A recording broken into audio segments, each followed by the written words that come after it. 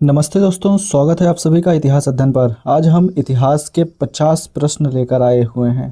पहला प्रश्न है, किस स्थान से मानव जीवाश्म के अवशेष स्वस्थानीय पुरापाषाणीय उपकरणों के साथ मिले हैं?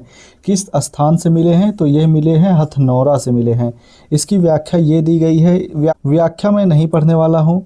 व्याख्या आपको जो है ये टेलीग्राम पे मिल जाएगा। मैं इसका पीडीएफ अपलोड कर दूंगा, वहाँ से आप इसकी व्याख्या आराम से पढ़ सकते हैं। बाकी इसका आंसर जो हो जाएगा हथनौरा हो जाएगा। दूसरा प्रश्न है, निम्न में से कौन सा एक कथन हड़प्पा सभ्यता के विषय में सही नहीं है? कौन सा कथन सही नहीं है? तो तीसरा कथन जो होगा यह सही नहीं है, यानी कि हड़प्पा सभ्यता के लोगों का नील नदी घाटी के लोगों के साथ घनिष्ठ व्यापारिक संबंध था। ये कथन सही नहीं है। कथन सही है, यह दक्षिण एशिया की पहली नगरीय सभ्यता थी। बिल्कुल सही कथन है। दूसरा कथन है, हड़प्पा सभ्यता के लोगों ने ही पहली बार परिवहन के लिए पहिए का प्रयोग किया। यह बिल्कुल सही कथन है। और ये भी सही कथन है कि हड़प्पा में निर्मित वस्तुएं दक्षिणी तुर्कमेनिस्तान में पाई गई हैं। तीसरा प्रश्न है, निम्न वैदिक यज्ञों में से किनका राजत्व के साथ सीधा संबंध था? किनका संबंध था? तो सही उत्तर इसका हो जाएगा तीसरा, अश्वमेध, राजसूय और वाजपेय का संबंध जो सीधा था, संबंध था कि राजत्व के साथ। चौथा प्रश्न है, महाभारत युद्ध के लिए 3101 ईसा पूर्व तिथि का उल्लेख निम्न में से किस अभिलेख में हुआ है? किस अभिलेख में पता चला है कि ये जो तिथि दी गई है इस समय महाभारत का युद्ध हुआ था? तो इसका उल्लेख हमें पुलकेशिन द्वितीय के ऐहोल अभिलेख में मिलता है। पांचवा प्रश्न है, बुद्ध ने अपने सर्वाधिक उपदेश कहाँ पर दिए थे? अपने सर्वाधिक उपदेश श्रावस्ती में दिए थे। छठा प्रश्न है, स्वामी महावीर के भिक्षुणी संघ की प्रधान कौन थी? कौन थी? सही उत्तर हो जाएगा चंदना। सातवां प्रश्न है, क्षत्रिय वंशज होने के आधार पर किसने बुद्ध के अस्थि अवशेषों में हिस्सेदारी का दावा किया था? किसने किया था? अजातशत्रु ने किया था। आठवां प्रश्न है, निम्न में से कौन सा युग्म सही सुमेलित नहीं है? पूछ रहा है कौन सा सही सुमेलित नहीं है। तो इसका सही उत्तर हो जाएगा तीसरा, जो है ये सही सुमेलित नहीं है। न्याय गौतम, न्याय का जो दार्शनिक संप्रदाय न्याय था इसके संस्थापक थे गौतम। पूर्व मीमांसा के जैमिनी थे। वैशेषिक के कणाद थे। नौवां प्रश्न है, निम्नलिखित विदेशी लेखकों पर विचार कीजिए। बताना है आपको सही कालक्रम, इनका बताना है। कौन कौन है? टिसियस है, मेगास्थनीज है, प्लिनी है और टॉलमी है। इसका सही उत्तर हो जाएगा 2, यानी कि सबसे पहले टिसियस आए थे, उसके बाद कौन? मेगास्थनीज, उसके बाद प्लिनी और फिर टॉलमी। तो सही उत्तर इसका 2 हो जाएगा। 10वां प्रश्न है, निम्न में से किस संगम लेखक ने नंद शासकों के संचित धन का उल्लेख किया है? किसने किया है? मामूल नार ने किया है। 11वां प्रश्न है, कौटिल्य अर्थशास्त्र के अनुसार निम्न में से कौन सिक्के के प्रचलन के लिए उत्तरदायी था? कौन था? लक्षणाध्यक्ष था। 12वां प्रश्न है, अशोक के किस अभिलेख में राजा के कर्तव्य संबंधी उसके पितृवत विचार का उल्लेख मिलता है? इसका सही उत्तर हो जाएगा प्रथम पृथक कलिंग अभिलेख। 13वां प्रश्न है, स्नान किस प्राचीन भारतीय संस्कार का दूसरा नाम है? तो इसका सही उत्तर होगा समावर्तन का दूसरा नाम है। 14वां प्रश्न है, संगमकालीन लेखक प्राचीन बंदरगाह कावेरीपत्तनम को निम्न नाम से जानते थे। किस नाम से? पुहार नाम से जानते थे। 15वां प्रश्न है, सूची 1 में सूची 2 को सुमेलित करना है। एक तरफ तो ग्रंथ दिए गए हैं और दूसरी सूची में दिए गए हैं उनके लेखक। इसका सही उत्तर जो होगा 2 हो जाएगा, यानी कि सबसे पहले का दूसरा होगा, यानी कि कुरल जो था या तिरुवल्लुर इसके लेखक थे। और फिर बी का हो जाएगा चौथा, यानी कि तिरुमुरई के लेखक थे नंबी आंडार नंबी। और फिर सी का हो जाएगा पहला, यानी कि शिल्पद्दिकारम के जो लेखक थे इलांगो अडिगल थे। और फिर मणिमेखला के लेखक जो हो जाएंगे सत्यनार हो जाएंगे। 16वां प्रश्न है, एलिफेंटा की गुफाओं में बनी हुई हैं, क्या बनी हुई हैं? शैव मूर्तियां बनी हुई हैं। 17वां प्रश्न है, निम्न में से किस नरेश का जन्म उसके पिता के अभियानों के क्रम में एक सैनिक छावनी में हुआ था? तो सही उत्तर इसका क्या हो जाएगा? 4 हो जाएगा, राष्ट्रकूट नरेश अमोघ वर्ष फर्स्ट का। 18वां प्रश्न है, किस अरब यात्री के बारे में कहा जाता है कि वह प्रतिहार नरेश मिहिर भोज के शासनकाल में भारत में आया था? तो किसके बारे में कहा जाता है? सही उत्तर इसका हो जाएगा सुलेमान के बारे में। 19वां प्रश्न है कलचुरी नरेश गांगेय देव की मुद्राओं पर अंकित विशिष्ट चिन्ह है। कौन सा चिन्ह विशिष्ट है? तो लक्ष्मी इसका सही उत्तर हो जाएगा। 20वां प्रश्न है चालुक्यकालीन प्रसिद्ध गुहा मंदिर निम्न में से कहाँ स्थित है? यह स्थित है बादामी में। 21वां प्रश्न है निम्न खगोल शास्त्रियों को कालक्रमानुसार में व्यवस्थित करना है। तो इसका सही उत्तर जो हो जाएगा वो चौथा हो जाएगा, यानी कि सबसे पहले वारामिहिर आएंगे, फिर उसके बाद कौन आ जाएगा? ब्रह्मगुप्त, और फिर भोज, फिर लास्ट में भास्कराचार्य। 22वां प्रश्न है नाटककार भवभूति को निम्न में से किन रचनाओं को लिखने का श्रेय दिया जाता है? किन रचनाओं को लिखने का श्रेय दिया जाता है? तो इसका सही उत्तर हो जाएगा 3, यानी कि महावीर चरित भी है इनकी रचना, और फिर मालती माधव भी है, और उत्तर रामचरित भी है। 23वां प्रश्न है नाट्य शास्त्र में वर्णित नाट्य मुद्राएं करण निम्न में से किस मंदिर में प्रदर्शित हैं? कहाँ प्रदर्शित है? इसका सही उत्तर 1 और 2 हो जाएगा। आयोग ने इसके दोनों आंसर माने हैं, चिदम्बरम मंदिर और बृहदेश्वर मंदिर। 24वां प्रश्न है नीचे 2 वक्तव्य दिए हैं, एक को कथन और दूसरे को कारण कहा गया है। कथन ए है और कारण आर है। कथन है कि वीरशैव संप्रदाय जाति प्रथा तथा ब्राह्मण पुरातन पंथ के विरुद्ध एक क्रांतिकारी आंदोलन बन गया था। बिल्कुल सही कथन दिया गया है। और इसका कारण क्या बताया जा रहा है कि क्योंकि इसके संस्थापक बसवेश्वर स्वयं ब्राह्मणेतर वर्ग के थे। नहीं, ये कथन गलत है। क्यों गलत है इसे व्याख्या में दिया गया है, आप इसे पीडीएफ से देख सकते हैं। ये कथन गलत है, तो पहला कथन सही है और आर गलत है, तो इसका सही उत्तर हो जाएगा 3। ए सही है किंतु आर गलत है। 25वां प्रश्न है सूची 1 को सूची 2 से सुमेलित कीजिए एवं नीचे दिए गए कूट की सहायता से सही उत्तर का चयन कीजिए। तो सही उत्तर इसका जो हो जाएगा वो 4 हो जाएगा, यानी कि पहले का हो जाएगा तीसरा। वाचस्पति जो लेखक थे, पहले सूची में लेखक दिए गए हैं, दूसरे में स्रोत। तो वाचस्पति लेखक थे किसके? स्रोत है विवाद चिंतामणि के। और फिर बी का हो जाएगा चौथा हो जाएगा रविंद्र रघुनंदन लेखक हैं, स्मृति तत्व के इनके स्रोत है। और फिर सी का हो जाएगा पहला, यानी कि कमलाकर भट्ट के स्रोत जो हो जाएगा ये निर्णय सिंधु हो जाएगा। और फिर मिश्र का जो स्रोत है वो वीर मित्रोदय हो जाएगा। 26वां प्रश्न है मंदिर की पांड्य शैली का चरमोत्कर्ष निम्न के मंदिर संकुल में है। तो किसके संकुल में है? श्री रंगनम के संकुल में है। खिज्र खान और मलका ए जहां दावतें उड़ाने और रंगरेलियां मनाने में लगे रहते थे और सुल्तान के इलाज और तीमारदारी पर कतई ध्यान नहीं दे रहे थे। सुल्तान को लगा कि उसकी बीमारी की वजह उनके द्वारा की जा रही उपेक्षा ही है और उसका दिल टूट गया। उसने खुद को उनसे बिल्कुल अलग थलग कर दिया। यह कथन किस सुल्तान के बारे में है और इसका स्रोत क्या है? तो इसका स्रोत जो हो जाएगा यह है तारीख ए फरिश्ता, इसका स्रोत है, और यह है अलाउद्दीन खिलजी के बारे में है। 28वां प्रश्न है निम्नलिखित में से कौन सा जोड़ा सही नहीं है बताना है। तो इसका सही उत्तर हो जाएगा चौथा जोड़ा इसका सही नहीं है। फ़क्र ए मुदव्विर जो हो जाएगा ये सही है। आदाब उल हर्ब या सुजात। मोहम्मद कबीर का भी ये बिल्कुल सही है। अफसाना ए साहना। और तीसरा है जियाउद्दीन बरनी, ये इसका है फतवा ए जहांदारी, बिल्कुल सही है इनका स्रोत। जबकि सादुद्दीन मोहम्मद औफ़ी का खजाना ए फतूल नहीं होगा। तो इसका सही उत्तर जो होगा वो हो जाएगा असफ़ी का इतिहासकार था, उसने लुबाब उल अलबाब ये हो जाएगा और जवामी उल हिकायत ये ग्रंथ लिखा था। जबकि खजान उल फतूल अमीर जो खुसरो की प्रसिद्ध रचना थी। 29वां प्रश्न है सूची 1 को सूची 2 से मिलान करना है। तो यहाँ पे इसका सही उत्तर जो हो जाएगा वह हो जाएगा 3, यानी कि ए का हो जाएगा तीसरा। आमिर ए हाजिब का हो जाएगा मुख्य प्रबंधक। बी का हो जाएगा चौथा। मीर ए अर्ज का हो जाएगा केंद्र में सेना का प्रमुख। और सी का हो जाएगा पहला मुशर्रिफ हो जाएगा लेखाकार से। और वरीद डी का हो जाएगा दूसरा। वरीद हो जाएगा गुप्तचर अधिकारी से संबंधित।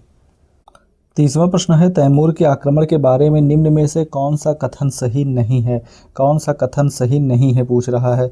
तो दूसरा कथन इसमें सही नहीं होगा, यानी कि तालमी शहर जो मुल्तान से 35 फारसाक की दूरी पर स्थित था, वहाँ हिंदू और मुसलमान दोनों ने तैमूर का विरोध किया था। ये कथन सही नहीं है। बाकी तीनों कथन यहाँ पे सही हैं, आप इसे पढ़ सकते हैं पीडीएफ से। 31वां प्रश्न है विजयनगर राज्य इस्लाम के विरुद्ध हिंदू वर्णाश्रम धर्म के रक्षक के रूप में गौरवान्वित था, लेकिन उसके प्राथमिक शत्रु हिंदू राजे महाराजे ही थे और शहर के भीतर एक तुरुस्क आवास, एक मस्जिद तथा मुस्लिम मकबरा बना हुआ था। अपने भव्य वास्तुशिल्प, सैन्य संगठन और शहरी मिजाज में वह कई अर्थों में हिंदू के बदले किसी मुस्लिम राजधानी की तरह लगता था। यह उद्धरण किसका है? यह उद्धरण है बर्टन स्टाइन का। 32वां प्रश्न है, सूची 1 को सूची 2 से सुमेलित करना है। यहाँ पे सूची 1 दी गई है और ये इसकी समय दिए गए हैं सूची 2 में। तो इसका सही उत्तर जो होगा वो 2 हो जाएगा, यानी कि ए का हो जाएगा तीसरा। निज़ाम शाही राज्य, इसकी जो स्थापना हो जाएगी ये थी 1489 से 1636 में तक। और फिर इस बी का हो जाएगा चौथा कुतुब शाही राज्य, इसका समय जो था ये 1512 से 1687 तक था। और सी का हो जाएगा दूसरा आदिल शाही राज्य का समय जो था ये दूसरा हो जाएगा 1489 से 1686 तक। और फिर डी का हो जाएगा पहला, यानी कि मराठा राज्य का जो समय था ये 17वीं शताब्दी के मध्य में। 33वां प्रश्न है, ये शरारती लोग अपने खजाने से कभी पैसे नहीं खर्च करते। वे अपने अधीन रहने वाले कमज़ोर और गरीब किसानों से बलपूर्वक धन ले लेते हैं। अपने इस कथन के लिए कौन मशहूर है? तो कौन मशहूर है? सही उत्तर इसका हो जाएगा 2, फरीद मशहूर है, बाद में शेर शाह ही। 34वां प्रश्न है, नीचे दिए गए कथनों में एक अभिकथन और दूसरा तर्क दिया गया है। तो कथन है इसका, किलों के निर्माण और जनजातियों को दंडित कर तैमूर को यह सुनिश्चित करना था कि अफगान सीमाओं से होकर काबुल तक की उसकी आवाजाही सुरक्षित रहे। बिल्कुल सही कथन है। इसका तर्क या कारण दिया गया है कि तैमूर के क्रूर तथा आक्रामक तरीकों से किए गए पुरनियान तथा कलातियान नामक 2 अफगान जनजातियों के विनाश और नरसंहार ने उन मार्गों की सुरक्षा के लिए भव्य और आतंक का वातावरण पैदा कर दिया था। बिल्कुल सही तर्क दिया गया है। तो कथन भी सही है, तर्क भी सही है। तो सही उत्तर इसका 1 हो जाएगा। ए और आर दोनों सही हैं और आर ए की सही व्याख्या भी कर रहा है। 35वां प्रश्न है, 1568 में अकबर ने चित्तौड़ का फतेहनामा जारी किया था। निम्नलिखित में से किस फारसी ग्रंथ में फतहनामा का पूरा उद्धरण दिया गया है? यह दिया गया है मुनसात ए नमकीन में। 36वां प्रश्न है, मुख्य काजी जब शाही कैंप के साथ चलता था तो कहलाता था, क्या कहलाता था? काजी अस्कर कहलाता था। 37वां प्रश्न है, कथन और कारण का प्रश्न है। इसमें कथन दिया गया है कि 1574 में अकबर ने अमीरों, नौकरशाहों और सैन्य अधिकारियों को मनसब आवंटित कर उन्हें एकल सेवा तंत्र में बदल दिया। यह मनसब किसी अधिकारी के पद, वेतन और सैन्य दल के आकार को इंगित करता था। बिल्कुल सही कथन दिया गया है। इसका कारण है कि क्योंकि व्यवहारिक स्तर पर कुछ बहुत छोटे या धर्म अधिकारियों को छोड़कर सरकार के सभी शेष अधिकारी मनसबदार थे और किसी अधिकारी की पदोन्नति या पदावनति इस तथ्य से निर्धारित होती थी कि उसके अधीन कितने मनसब बढ़ाए या घटाए गए हैं। तो ये कारण भी इसका बिल्कुल सही दिया गया है और इसकी सही व्याख्या भी कर रहा है। तो इसका सही उत्तर 1 हो जाएगा। दोनों सही हैं और ये इसकी सही व्याख्या भी करता है। 38वां प्रश्न है, नीचे 2 कथन दिए गए हैं, कथन और एक तर्क दिया गया है। तो कथन है कि झरोखा दर्शन बादशाह के दर्शन से दिन की शुरुआत करना दैवीय आशीष को हस्तांतरित करने का प्रतीक है। बिल्कुल सही कथन दिया गया है। और यहाँ पे तर्क क्या दिया गया है कि दार्शनिया संप्रदाय इस नाम से इसलिए जाना जाता है क्योंकि वे बादशाह के दर्शन से अपने दिन की शुरुआत करते हैं। बिल्कुल सही कथन भी दिया गया है, दूसरा भी तर्क भी बिल्कुल सही, लेकिन ये इसकी सही व्याख्या नहीं कर रहा है। इसका सही उत्तर इसलिए 2 हो जाएगा। दोनों कथन तो सही हैं लेकिन ए की सही व्याख्या आर नहीं करता है। 39वां प्रश्न है, वतन जागीर एक आम शब्दावली है, इसका भूराजस्व किसका हिस्सा था? इसका भूराजस्व किसका हिस्सा था? तो इसका भूराजस्व था, सही उत्तर तीसरा हो जाएगा, वतन जागीरदारों की आय का एक भाग था। 40वां प्रश्न है, गुलबदन बेगम ने मक्का जाने वाले एक हज शिष्टमंडल का नेतृत्व किया था और 1582 में वापस लौटने से पूर्व वहां 2.5 वर्षों तक रहीं। निम्नलिखित में से कौन सी शाही महिला इस शिष्टमंडल का हिस्सा नहीं थी? कौन नहीं थी? तो हमीदा बानो बेगम इस शिष्टमंडल का हिस्सा नहीं थी। 41वां प्रश्न है, निम्नलिखित कथनों में से कौन सा सही नहीं है? कौन सा सही नहीं है? तो चौथा इसका सही नहीं होगा, यानी कि यही सही होगा। कश्मीर की शेख नूरुद्दीन ऋषि ने स्थानीय परिवर्तनों को अस्वीकार कर एक शुद्धतावादी आंदोलन की शुरुआत की। यह कथन गलत है। क्यों गलत है? इसकी व्याख्या आपको नीचे मिल जाएगी, आप इसे PDF में जाके पढ़ सकते हैं। 42वां प्रश्न है, ग्राम्य समुदाय के संदर्भ में निम्नलिखित में से कौन सा वक्तव्य सही नहीं है। पूछ रहा है कौन सा सही नहीं है, तो इसका पहला ही गलत होगा। बर्नियर के अनुसार भारतीय किसान स्त्रीकृत नहीं थे, ये कथन गलत है। और यही पूछा है कि कौन सा कथन गलत है, तो यही सही हो जाएगा। बाकी तीनों कथन सही दिए गए हैं। 43वां प्रश्न है, निम्नलिखित में से कौन सा कथन सही नहीं है। कौन सा कथन सही नहीं है, तो तीसरा कथन जो होगा सही नहीं है और ये गलत है, इसलिए ये सही है। बाकी तीनों कथन यहाँ पे सही दिए गए हैं। यह फतेहपुर सीकरी की योजना अकबर की धार्मिक नीतियों के अंतिम प्रारूप के बाद बनी थी, बिल्कुल नहीं, ये कथन गलत है। 44वां प्रश्न है, निम्नलिखित में से कौन सी इमारत प्रेरणा में ईरानी और क्रियान्वयन में भारतीय है। तो इसका सही उत्तर हो जाएगा हुमायूं का मकबरा। 45वां प्रश्न है, चित्रकला के संबंध में निम्नलिखित में से कौन सा कथन सही नहीं है। पूछ रहा है कौन सा सही नहीं है, तो चौथा कथन होगा सही नहीं होगा और ये गलत है, इसलिए ये सही है। मशहूर चित्रकार अब्दुल समद और सैयद अली काबुल से अकबर के साथ भारत आए थे, बिल्कुल गलत कथन है ये क्यों गलत है, इसकी व्याख्या नीचे दी गई है, आप इसे पीडीएफ में जाके पढ़ सकते हैं। बाकी ये तीनों कथन बिल्कुल सही दिए गए हैं। 46वां प्रश्न है, इरफान हबीब ने किंग्सले डेविस के अनुमान की मुगल भारत की जनसंख्या 1600 से 1750 तक 125 मिलियन पर स्थिर रही को यह तर्क देते हुए अस्वीकार किया कि, क्या तर्क दिया था कि इसका सही उत्तर ए हो जाएगा कि किंग्सले शायद ब्रिटिश शासन के लाभ के लिए अति उत्साह में बह गया। 47वां प्रश्न है, निम्नलिखित में से कौन सा कथन सही नहीं है। कौन सा कथन सही नहीं है, तो ये चौथा कथन जो हो जाएगा ये गलत है, इसलिए ये सही है। अकबर के दरबार में शेख याकूब सर्फी फारसी के उन महान विद्वानों में से एक था जो ईरान से आकर भारत में बस गया था। बाकी तीनों कथन बिल्कुल सही दिए गए हैं। 48वां प्रश्न है, यहाँ पे फारसी किताबों का सुमेलन क्षेत्रों से करना है, तो इसका सही उत्तर 1 हो जाएगा, यानी कि खुलासत अल तवारीख, ये क्षेत्र बंगाल और उड़ीसा से संबंधित था। और फिर मिरात उल हकीकत किस क्षेत्र से संबंधित था, गुजरात, दिल्ली और आगरा से। और रियासत अल सलातीन ये था बंगाल, बिहार और उड़ीसा से संबंधित था।